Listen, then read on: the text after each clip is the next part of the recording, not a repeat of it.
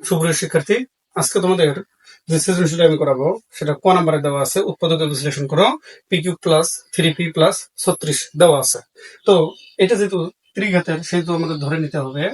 আচ্ছা, তাহলে আমরা কি করলাম যে ধরি F of P equal P cube plus 3p plus 36।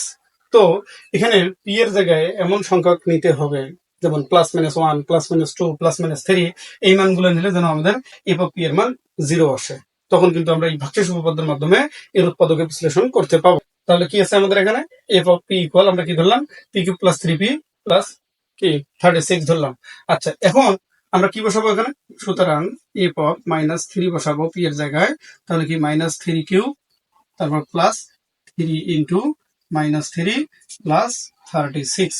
তো এখন কি হচ্ছে, যদি আমরা কি -3 এর কিউব করি তাহলে হচ্ছে কি আমাদের 3 3 9 27 হচ্ছে। তার মানে -27 প্লাস এই চিহ্ন আর এই চিহ্ন গুণ করবো আমরা, কি হচ্ছে প্লাস -3 3 9 প্লাস 36। তো 27 আর -9 যে আছে দুটো আমরা প্লাস করলে কি আসতেছে -36 প্লাস 36। তো আচ্ছা, এখন আমরা পি এর মান আমরা কত নিয়েছিলাম, পি এর মান আমরা -3 নিয়েছিলাম, তাই তো। তাহলে যেহেতু আমরা পি ইকুয়াল কি -3 নিয়েছি, সেহেতু কি হবে যে পি -3 যেহেতু ছিল, যে পি ইকুয়াল -3 ছিল, সুতরাং পি প্লাস 3 কি হবে, এফ অফ পি এর একটি উৎপাদক।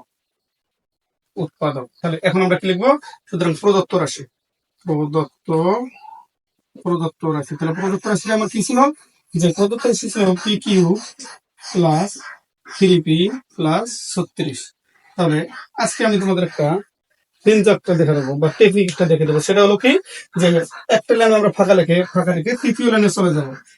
তৃতীয় লাইনে চলে যাওয়ার কারণ হলো যে যেহেতু ত্রিঘাত আছে এখানে, পি এর কি ঘাত আছে 3, সেহেতু আমরা কি করবো, এই যে উৎপাদক যে একটা আমরা পাইছি যে পি প্লাস 3, তাহলে আমরা 3টা লিখবো একটু ফাঁকা দিয়ে, পি প্লাস 3 আর একটা লিখবো পি প্লাস 3।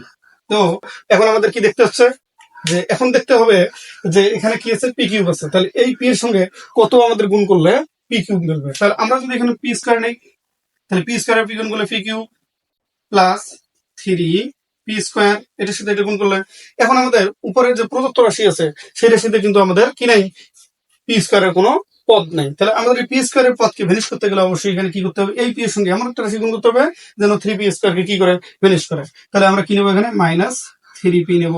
তাহলে প্লাসে মাইনাসে -3 আর p গুণ করলে 3p স্কয়ার, যেটাকে আমাদের কি প্লাসের 3p স্কয়ারকে ভ্যানিশ করে দিল। আচ্ছা, তারপর আমরা কি করবো, এই -3p দিয়ে এই 3 কে গুণ দিই, তাহলে প্লাসে মাইনাসে -3 3 9 তারপর p। কিন্তু আমার আছে কি এখানে প্লাসের 3p আছে দেওয়া। তাহলে এই প্লাসের 3p করতে গেলে আমাদের এখানে কি করতে হবে, প্লাস 12p নিয়ে আসতে। তাহলে আমরা যদি এখানে +12 লিখি, তাহলে এই p এর সঙ্গে যদি আমরা গুণ করি তাহলে +12p। তারপর কি হচ্ছে, প্লাসে প্লাস, তারপর 3 12 36। তাহলে আমার এইটা যদি আমরা ক্যালকুলেশন করি তাহলে প্লাস আমার 3p চলে আসতেছে আর 3 12 36 আসতেছে। আচ্ছা, এখন আমরা কি করবো, এই ব্র্যাকেটের ভিতরে এই ব্র্যাকেটের যে পদটা আছে আমরা কি একটা কমন নেবো। তার মানে পি প্লাস 3, আর এখানে বাইরে কি আছে, পি স্কয়ার আছে -3p আছে প্লাস 12 আছে। তাহলে এটাই হলো আমার উৎপাদকের বিশ্লেষণ।